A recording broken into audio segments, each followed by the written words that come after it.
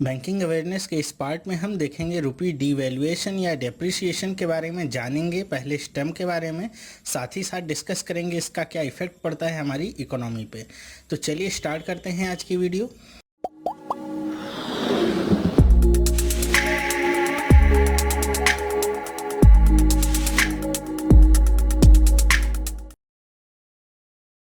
Hello, मेरा नाम चंद्रहास है। स्टडी स्मार्ट में आप सबका स्वागत है।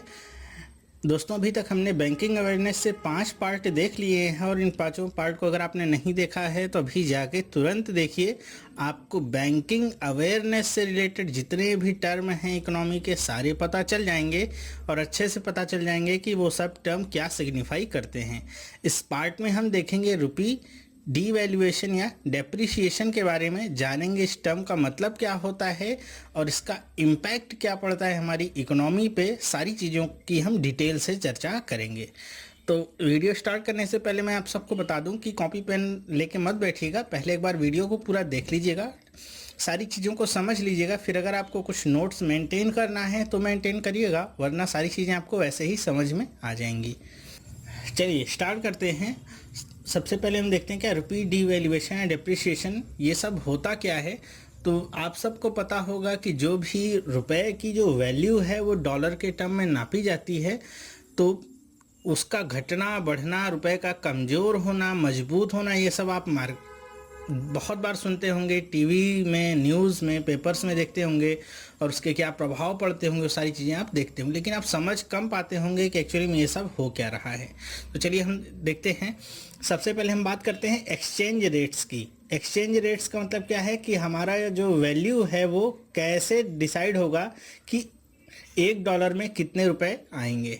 तो इसके आपके 2 तरीके होते हैं, एक तो होता है फिक्स्ड, एक होता है फ्लोटिंग। ठीक है, तो फिक्स्ड और फ्लोटिंग इसके 2 तरीके हैं। पहले हम दोनों के बारे में चर्चा कर लें क्या होता है। तो सबसे पहले अगर मैं फिक्स्ड लेके चलता हूँ, फिक्स्ड का मतलब क्या होता है। देखिए, जो फिक्स्ड आपका एक्सचेंज रेट होता है, इसमें क्या होता है कि जो भी जिस देश में भी है, जैसे अगर मैं यहाँ पे केवल इंडिया को लेके चलूँगा तो यहाँ पे जो हमारा सेंट्रल बैंक है वो के कौन सा है, आरबीआई। तो आरबीआई डिसाइड करेगा कि $1 बराबर कितना रुपए होगा फिक्स्ड वाले में। तो आरबीआई अगर कहता है कि $1 बराबर 10 रुपए, ठीक है, आरबीआई ने फिक्स कर दिया कि $1 बराबर 10 रुपए, तो ये क्या हो गया, फिक्स्ड रेट। कि आपके पास अगर $10 हैं, आप लेके जाएंगे कहीं पर भी तो आपको हर $1 के 10-10 रुपए मिल जाएंगे, टोटल 100 रुपये आपको मिल जाने हैं। तो ये बदलता नहीं है कभी भी। ऐसा नहीं होगा कि आप सुबह गए हैं तब 10 रुपये था, शाम को गए हैं तो 11 रुपये हो गया। ये कभी चेंज नहीं होता है जब तक आरबीआई ना कहे।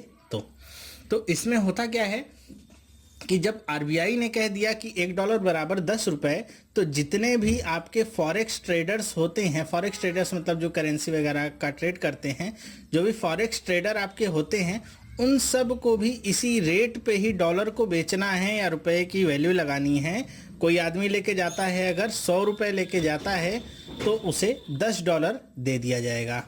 और अगर फॉरेक्स ट्रेडर्स के पास भी ये डॉलर वगैरह नहीं बचता है देने के लिए, वो कहता है कि मेरे पास नहीं है, मैं इतने में नहीं दे सकता हूँ, तो आप कहाँ पे जा सकते हैं, आप आरबीआई के पास जा सकते हैं। आरबीआई के पास अपने 100 रुपये लेके जाइए, आरबीआई आपको कन्वर्ट करके उसे डॉलर में $10 की नोट आपको थमा देगा कि आपका पैसा लीजिए, 100 रुपये मुझे दीजिए। ठीक है, तो ये सिंपल सा फंडा ये होता है फिक्स्ड रेट में।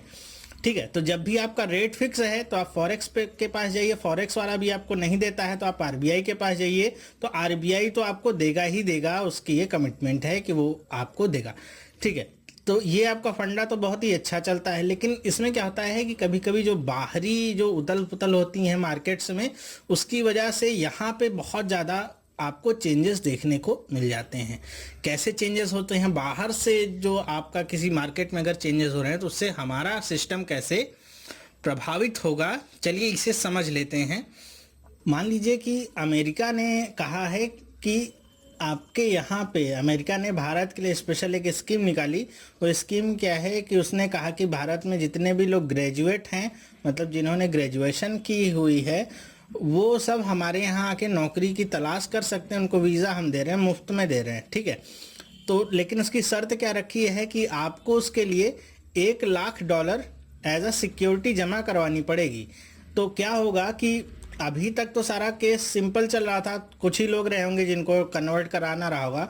लेकिन जब अमेरिका की ये स्कीम आ गई कि जितने भी ग्रेजुएट हैं सब आके अमेरिका में नौकरी कर सकते हैं, नौकरी ढूंढ सकते हैं, तो अब क्या होगा कि लोगों की बाढ़ सी लग जाएगी। हमारे यहाँ नौकरी की कितनी किल्लत है आप सबको पता होगा, और कौन बाहर नहीं जाना चाहता है, सभी जाना चाहते हैं।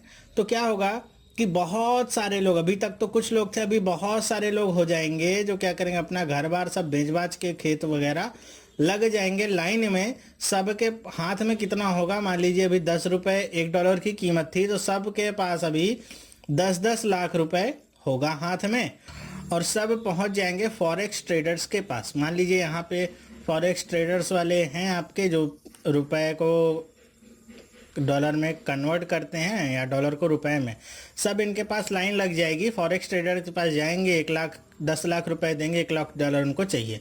लेकिन ये भी एक हद तक इस सबको डील कर सकते हैं। उसके बाद होगा क्या कि इनके पास भी डॉलर की क्या हो जाएगी, शॉर्टेज हो जाएगी। इनके पास भी डॉलर की शॉर्टेज हो जाएगी, तो ये लोगों को मना कर देंगे कि हमारे पास डॉलर नहीं है। या तो फिर ये क्या करेंगे कि आरबीआई से कहेंगे कि देखिए हमारे पास डॉलर कम बचे हुए हैं, लोग इतने ज़्यादा हो गए हैं, जिसको देखिए सब अमेरिका भागने की ही तैयारी में है, तो आप ऐसा करिए कि आप डॉलर में जो रुपए की वैल्यू है वो बढ़ा दीजिए, 10 की बजाय 15 कर दीजिए, 20 कर दीजिए। तो ऐसा ये डिमांड करेंगे। तो जब ये लोग मना कर देंगे, तो आरबीआई ने क्या कहा था कि अगर आपको कोई नहीं देता तो हमारे पास आइए। तो सारे के सारे लोग, ये जो जितने भी आपके लोग थे, सारे के सारे पहुंच जाएंगे आरबीआई के पास। वो आरबीआई को क्या कहेंगे, 10 लाख रुपए लो, $1 दो। तो अब क्या होगा कि आरबीआई ने तो कमिटमेंट अपनी की है, उसको तो देना ही देना है। तो क्या करेगी, जो भी उसकी तिजोरी में जितने भी फॉरेक्स या फॉरेन करेंसी डॉलर में रखा हुआ है, सब का सब निकाल के लोगों को उसमें से देने लगेगी। 10-10 लाख रुपए लेके $1-1 लाख देने लगेगी। तो ऐसे करते करते क्या हो सकता है कि आरबीआई की जो तिजोरी है वो खाली हो सकती है, जैसा कि 1991 और 92 में हुआ था। यही हमारे पास क्या हुई थी, जो भी हमारा फॉरेक्स का भंडार था वो सारा का सारा क्या हो गया था, खाली हो गया था। इसीलिए बहुत बड़ी क्राइसिस आई थी 91 और 92 में। ठीक है, तो ऐसा होगा तो क्या होगा कि मान लीजिए तिजोरी खाली होगी, फिर भी लोगों की कमी यहाँ पे तो होने वाली नहीं, सबको अमेरिका जाना है। तो क्या होगा कि आरबीआई को फिर कहीं बाहर मार्केट से, जहाँ पे कोई दूसरा फॉरेक्स डीलर होगा, विदेश से कहीं से भी उसको पैसा दे करके उसको निकालना पड़ेगा कि डॉलर मुझे चाहिए, क्योंकि हमारे देश में डॉलर की डिमांड है। अब ये कहीं बाहर से जाके आरबीआई लेगा, तो ऐसा जरूरी नहीं है कि उसे $1 का 10 रुपए के बदले में $1 दे। वो कहेगा कि मैं 20 में देता हूँ, 30 में देता हूँ, 40 में देता हूँ।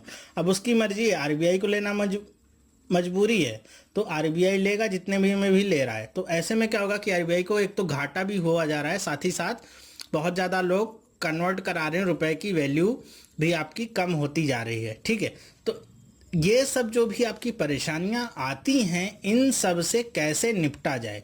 तो इन सब से निपटने के लिए आरबीआई क्या करता है, जैसे अमेरिका ने घोषणा की कि $1 लाख आपको देने, $1 लाख आपको देने पड़ेंगे, तो आरबीआई को भी पहले से भनक लग जाएगी कि बहुत सारे लोग भागने की तैयारी में होंगे। तो आरबीआई एक नोटिफिकेशन निकालेगा कि अब $1 बराबर 10 नहीं, $1 बराबर 20 रुपए हो गए हैं। ठीक है, तो अब क्या होगा कि जिनके पास 10 लाख रुपए थे, घर बार बेचने के बाद भी वो तो कट जाएंगे।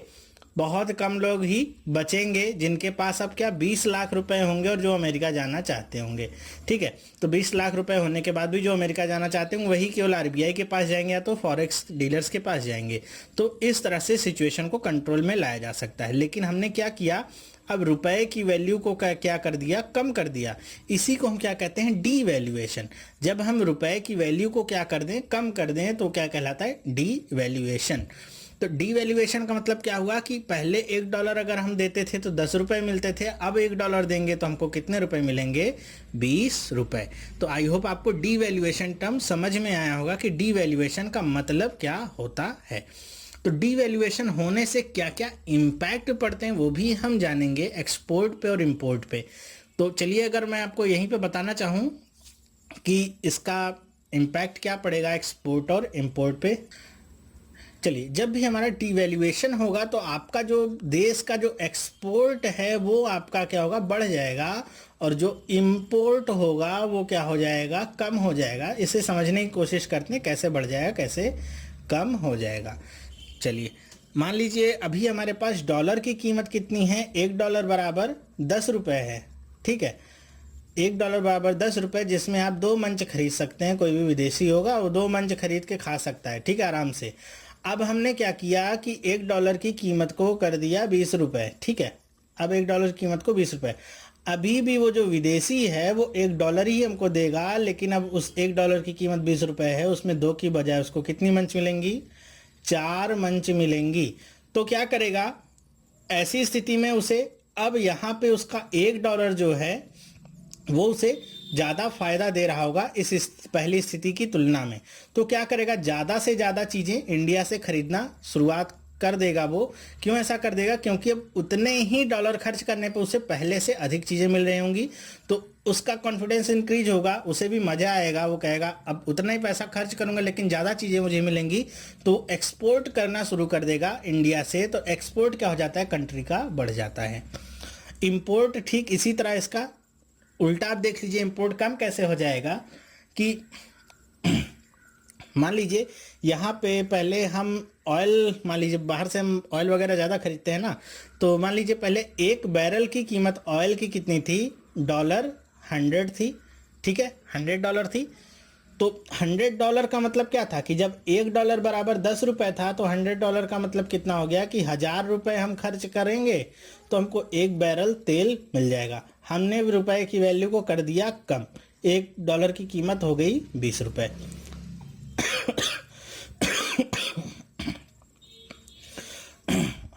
अब 1 बैरल की कीमत कितनी हो जाएगी, 1 बैरल की कीमत कहीं बढ़ी नहीं, $100 ही है, लेकिन अब हमको कितना रुपए देना पड़ेगा, जस्ट उसका डबल, कितना, 2000 रुपये हमको 1 बैरल के लिए देना पड़ेगा। तो जाहिर सी बात है कि पहले अगर हम 10 बैरल मंगा रहे थे, तो अगर हमको अपना खर्चा मेंटेन करना है तो अब 10 से हमको कम बैरल ही मंगाने पड़ेंगे। तो इंपोर्ट क्या होगा, हमारा कम होता जाएगा, क्योंकि यहाँ पे $100 तो $100 बना हुआ है, लेकिन यहाँ पे $100 के पीछे जो रुपए हम खर्च कर रहे थे वो बढ़ गए। पहले 1000 रुपये खर्च कर रहे थे, अब 2000 रुपये खर्च करने पड़ रहे हैं उसी $100 के लिए। तो आई होप आपको ये कंडीशन समझ में आई होगी, और यही एक वजह होती है जब हमारी रुपए की वैल्यू कम होती है तो हमारा जो खर्च है या जो चीज़ें हैं वो महंगी कैसे हो जाती हैं। इंटरनेशनल मार्केट में तेल की कीमत तो फिक्स है, $100 ये है, वहाँ बदलाव नहीं हुआ, लेकिन हमारा रुपया कमज़ोर हो गया तो अब हमको तेल खरीदना क्या पड़ गया, महंगा हो गया। अब हमको ज़्यादा पैसे खर्च करके, रुपए खर्च करके तेल को खरीदना पड़ रहा है, तो ऑटोमेटिकली ही हमारे देश में भी तेल के दाम बढ़ जाने ही जाने हैं। तो आई होप आपको ये दोनों चीज़ें समझ में आई होंगी कि एक्सपोर्ट कैसे हमारा बढ़ जाएगा और इम्पोर्ट कैसे हमारा कम होता जाएगा। तो अभी तक हमने बात की फिक्स्ड की। अब हम 1991 और 92 में जो हमारी कंडीशन आई थी हमारे देश में कि हमारा जो फॉरेक्स रिजर्व था वो एकदम जीरो की कगार पे पहुंच गया था, मतलब एकदम ख़त्म हो गया था। तो उसके बाद हमारे देश ने क्या निर्णय लिया कि अब हम फिक्स्ड वाले को, फंडे को फॉलो नहीं करेंगे। अब हम फॉलो करेंगे किसे, अब हम फॉलो करेंगे फ्लोटिंग रेट को। फ्लोटिंग रेट का मतलब क्या होता है, चलिए वो समझ लेते हैं।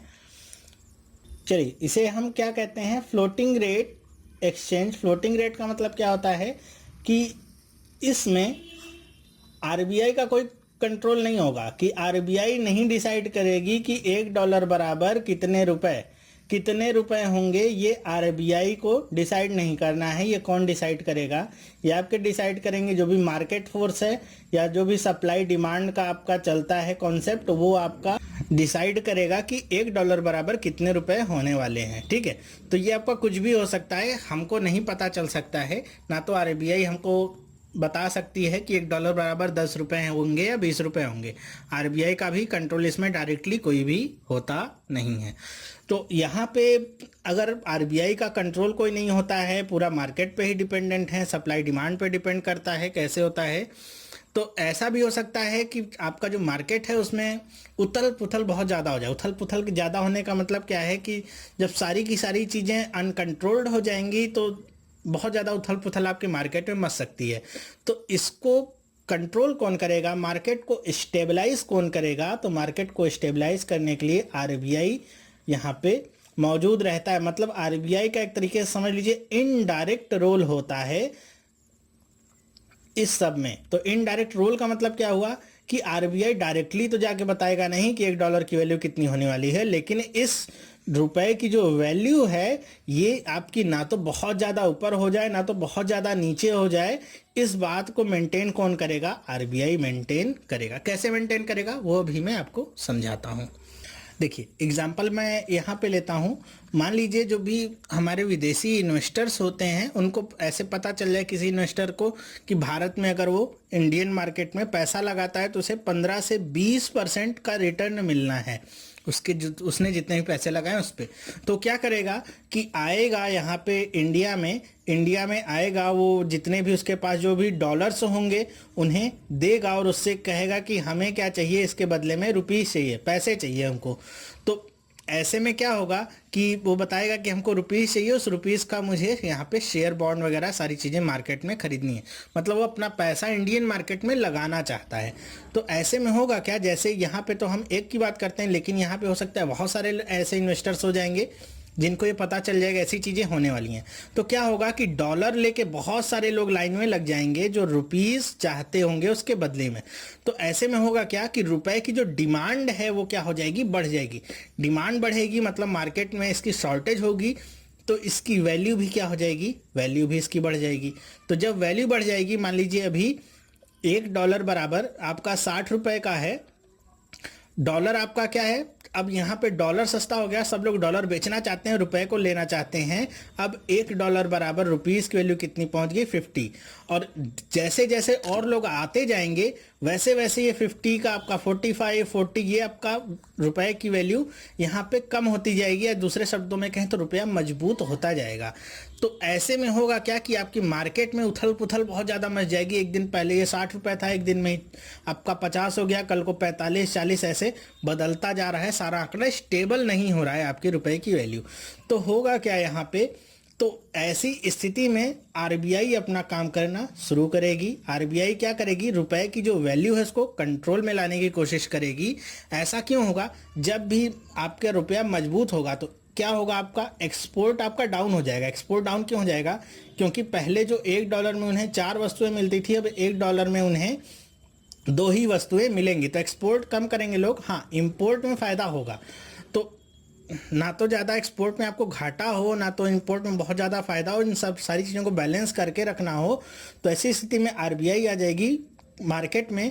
आरबीआई क्या करेगी, ये जो यहाँ पे इन्वेस्टर्स आए हैं इनसे क्या करेगी कि कुछ इन्वेस्टर से आरबीआई खुद ही अपना क्या करेगी कि आरबीआई कहेगी कि लाओ भाई अपना डॉलर मुझे दो, रुपए मैं तुमको देता हूं। तो ऐसी स्थिति में क्या होगा कि जो रुपए की शॉर्टेज की वजह से उसका दाम बढ़ जाएगा, क्योंकि पूरा दाम किसके कंट्रोल में है, मार्केट के कंट्रोल में है। जैसे ही शॉर्टेज होगी लोग कहेंगे नहीं नहीं, अब हम आपको $1 के बदले में 60 रुपये नहीं केवल 50 ही दे पाएंगे, क्योंकि रुपए की डिमांड बहुत ज़्यादा, लेना हो तो लो वरना बताओ आगे बहुत लोग लाइन में हैं।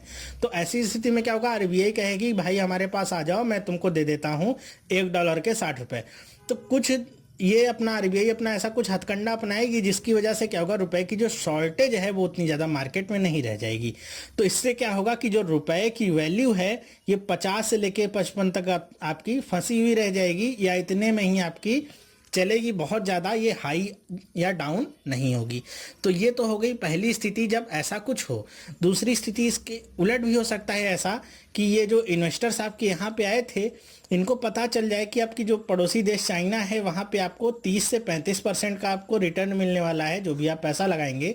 तो अब ये लोग क्या करेंगे, अपने जितने भी शेयर या बॉन्ड वगैरह जो भी इन्होंने खरीद के रखे हैं सारे के सारे बेचेंगे, और जितने भी आप इनके रुपए हैं ये लेके जाएंगे और इनसे कहेंगे हमें डॉलर में इनको वापस करो, हमारा पैसा हमको बाहर जाना है, दूसरी जगह लगाना है। तो ऐसी स्थिति में क्या होगा कि रुपया अब आपका सस्ता होता जाएगा, कि रुपया बहुत धड़ल्ले से बिकेगा। अब डॉलर की क्या होगी, वैल्यू बढ़ती जाएगी, डॉलर की वैल्यू बढ़ेगी और इसकी डिमांड भी बढ़ेगी, शॉर्टेज हो जाएगी। तो शॉर्टेज हो जाएगी तो लोग क्या कहेंगे कि नहीं नहीं 50 रुपये में $1 हम आपको नहीं देंगे, आप 60 रुपये दीजिए तब $1 आपको देंगे। तो ऐसी स्थिति में फिर से आरबीआई अपने पास से जो भी उसका फॉरेक्स एक्सचेंज होगा वहाँ से कुछ डॉलर मार्केट में डालेगी, जिसकी वजह से जो डॉलर की शॉर्टेज है उसमें कमी आएगी। तो इसकी वजह से जो रुपए की वैल्यू 60 से 70, 80 पहुँचने वाली होगी वो आपकी 50 से 55 तक ऐसी कुछ फिक्स ऐसे बनी रहेगी। ऐसा जरूरी नहीं कि कोई आंकड़ा है कि 50 से 55 तक ही फिक्स रखना है, एग्जांपल के लिए बता रहा हूँ, ताकि यहीं तक मेंटेन रहे, ताकि जो एक्सपोर्ट और इंपोर्ट वाला काम है ज़्यादा कुछ गड़बड़ इसमें पैदा ना हो। तो दोनों ही स्थिति में आरबीआई इनडायरेक्टली यहाँ पे अपना रोल प्ले करती, कोई डायरेक्टली रोल प्ले नहीं करती है। दोनों स्थितियों में क्या होगी कि आरबीआई मार्केट को कंट्रोल करना चाहिए, बहुत ज़्यादा उथल पुथल ना मचे मार्केट में, ये करने का प्रयास आरबीआई का हमेशा रहता है। ठीक है, तो इन्हीं सारे प्रयासों की वजह से इसे जो आपका फ्लोटिंग रेट होता है इसे मैनेज्ड कहते हैं हम, मैनेज्ड फ्लोटिंग रेट। मैनेज्ड का मतलब क्या है कि पूरी टोटली ये फ्री नहीं है, इसे मैनेज कर रहा है। कौन मैनेज कर रहा है? जो भी आपका सेंट्रल बैंक होगा जिस भी देश का, अगर हमारे देश की बात करें तो वहाँ पे आरबीआई होगा, तो वो इसे मैनेज कर रहा है, तो मैनेज्ड फ्लोटिंग रेट इसे कहा जाता है। ठीक है, तो यहाँ पे आपने समझ लिया कि कैसे हमारा जो फ्लोटिंग रेट होता है वो काम करता है, फिक्स्ड रेट होता है काम करता है, और कैसे वैल्यूज आगे पीछे होती है। चलिए अब हम दो टर्म के बारे में और समझ लेते हैं कि ये डिप्रिशिएशन का मतलब क्या होता है, डिवैल्यूएशन का मतलब क्या होता है। देखिए, जब भी हम फिक्स्ड रेट में हैं, मतलब जब फिक्स्ड रेट के अंडर आ रहे हैं और हमारे जो रुपए का जो वैल्यू है वो आपका क्या हो रहा है, वैल्यू आपकी रुपए की कम हो रही है। मतलब मान लीजिए $1 में पहले 10 रुपए था, अब $1 में आपका मिल रहा है 20 रुपए। तो ऐसी स्थिति में क्या होता है, रुपया की वैल्यू कमज़ोर हो रही है, तो इसे हम क्या कहते हैं, डीवैल्यूएशन। ठीक है, ये किस स्थिति में, फिक्स्ड वाले में। लेकिन यही सेम स्थिति पैदा होती है अगर फ्लोटिंग वाले में, तो इसे हम क्या कहते हैं, डेप्रीशिएशन। ठीक वही काम है, कुछ अंतर नहीं, बस नाम का अंतर है। अगर वो डीवैल्यूएशन है मतलब समझ लीजिए कि वहाँ पे फिक्स्ड रेट चल रहा है, कहीं पे डेप्रीशिएशन हो रहा है मतलब वहाँ पे फ्लोटिंग रेट चल रहा है। ठीक इसी का उल्टा होता है कि पहले $1 की वैल्यू आपकी 20 थी, अब $1 की वैल्यू आपकी 10 रुपीज़ हो जाती है। तो फिक्स्ड वाले में इसे क्या कहते हैं, फिक्स्ड वाले में इसे कहते हैं रीवैल्यूएशन।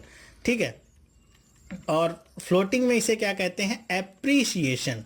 और कुछ खास अंतर इसका नहीं है, बस नामों का ही अंतर है, दोनों ही आप समझ सकते हैं आसानी से। ठीक है, तो वीडियो खत्म करने से पहले एक बार मैं आपके लिए समराइज कर दूं कि जब भी आपका डिवैल्यूएशन होगा तो आपका जो एक्सपोर्ट होता है वो बढ़ेगा और जो भी इंपोर्ट होता है वो कम होगा। जब भी आपका रीवैल्यूएशन होगा तो इंपोर्ट आपका बढ़ता है और एक्सपोर्ट आपका क्या होता है, कम होता है। कैसे होता है, मैंने आपको बताया, पहले आप $1 में 2 वस्तुएं खरीद सकते थे, अब $1 में ही आप 4 वस्तुएं खरीद सकते हैं जब भी डीवैल्यूएशन होता है। और ठीक इसी का उल्टा अगर आपका रीवैल्यूएशन होता है तो $1 में आप पहले 4 खरीद पाते थे, अब $1 में आप 2 ही वस्तुएं खरीद पाएंगे, तो आपका एक्सपोर्ट कम होगा। ठीक है, इसका एक हानि भी है। हानि कैसे हो सकता है आपका, देखिए, जब आप मान लीजिए आपने कहीं विदेश से कहीं से लोन लिया हुआ है आपने, और आपने लोन लिया हुआ है $100 का लोन लिया हुआ है, और पहले $1 की कीमत आपकी कितनी थी, मान लीजिए 50 रुपये थी। ठीक है, तो आपने $100 का लोन लिया हुआ है, $1 की कीमत 50 रुपये है, तो ये आपके बन जाते हैं कुल मिला के 5000 रुपये। ठीक है, लेकिन जब आप लोन रीपे करने गए, जब आपके लोन रीपे करने का टाइम आया कि 2 साल के बाद, तब $1 की कीमत कितनी हो गई है, 60 रुपये। तो आपको पे कितने करने हैं, $100 ही पे करने हैं, लेकिन अब आपको पैसे कितने देने पड़ेंगे, 6000 रुपये और देने पड़ेंगे इसी $100 के बदले में। ठीक है, तो ये इसके कुछ नुकसान भी होते हैं जो हमको बियर करने पड़ते हैं। ठीक इसी के आधार पे अभी हमने देखा था कि HDFC ने मसाला बॉन्ड्स निकाले हैं लंदन स्टॉक एक्सचेंज पे। उसका कारण यही था कि जब भी हम डेप्ट करते हैं, बाहर से पैसा रेज करने की कोशिश करते हैं और हम डॉलर वगैरह में अपने बॉन्ड देते हैं, और जब डॉलर में हमको देते हैं बॉन्ड, किसी को मान लीजिए हमने दे दिया किसी को $10 का बॉन्ड, तो 2 साल बाद 3 साल बाद जब वो अपने पैसे वापस लेने आएगा, आपको अपना बॉन्ड देगा, तो आपको $10 देने पड़ेंगे उसे। ठीक है, तो उस समय जब आपने दिया था, मान लीजिए तब $1 की कीमत थी 50 रुपये, लेकिन जब वो लेने आया तब $1 की कीमत हो गई है आपकी 70 रुपये। तो सोचिए आपको क्या फ़ायदा हुआ है या नुकसान हुआ है, आप खुद ही समझ सकते हैं कि आपको नुकसान हुआ है। इसीलिए HDFC ने अभी पहला मसाला बॉन्ड अपना निकाला है, लंदन स्टॉक एक्सचेंज में निकाला है उसे। मैंने करंट अफेयर की वीडियो में बताया था इसके बारे में। जो यहाँ पे रुपी डिनोमिनेशन के नोट होंगे, ठीक है, सॉरी यहाँ पे रुपी लिख दिया था, डॉलर में है ये आपके रुपी डिनोमिनेशन के नोट होंगे। ये आपके 100 रुपीज़ का जैसे है, तो कोई भी लेके आएगा तो HDFC उसे 100 रुपये ही देगा। डॉलर की चिंता उसे नहीं करनी है। मतलब रुपी का डिप्रिशिएट हो रहा है या अप्रिशिएट हो रहा है, इससे कोई भी लेना देना नहीं है। HDFC को 100 रुपये का बॉन्ड देगा, 100 रुपये HDFC उसे देगा। ठीक, यही बात थी। तो आई होप आपको ये सब समझ में आया होगा कि रुपी डीवैल्यूएशन क्या होता है, डेप्रिसिएशन क्या होता है, बात है कि और मतलब क्या होता है पैसे का बढ़ने का एक डॉलर की तुलना में, और क्यों बढ़ता है, कैसे बढ़ता है, और उसका फ़ायदा नुकसान क्या होता है एक्सपोर्ट इंपोर्ट पे, सब कुछ समझ में आ गया होगा। ये वीडियो आपको कैसा लगा मुझे कमेंट करके ज़रूर बताइएगा। आई होप मैंने थोड़ा सा अपनी तरफ से प्रयास किया है कि आपको समझाने की कोशिश मैं कर सकूं इस जो आपके इकोनॉमिक जो टर्म होते हैं जो कई बार कठिन हो जाते हैं समझना। तो कमेंट करके मुझे बताइएगा ज़रूर कि कैसा लगा ये वीडियो, आपको समझ में आया कि नहीं आया। वीडियो अच्छा लगा तो इसे लाइक करना मत भूलिएगा और दोस्तों के साथ इसे अपने शेयर भी करिए ताकि उन्हें भी ये सारी जानकारी मिल सके। अभी तक आपने चैनल को अगर सब्सक्राइब नहीं किया है तो चैनल को सब्सक्राइब कर लीजिए। मैं आपके लिए रोज़ इसी तरह की वीडियोस लाता हूं जो आपके लिए बहुत ही ज़्यादा फायदेमंद होती हैं, आपको समझ में भी आती हैं चीज़ें और अच्छे समझ में आती हैं, दोबारा आपको पढ़ने की ज़रूरत भी नहीं पड़ती। आपने तीनों वीडियोज़ अगर नहीं देखी हैं अभी तक तो इन तीनों वीडियोज़ को आप देख सकते हैं, अपने कॉन्सेप्ट को मजबूत कर सकते हैं। तो हम मिलेंगे नेक्स्ट पार्ट में, तब तक के लिए थैंक यू एंड बाय।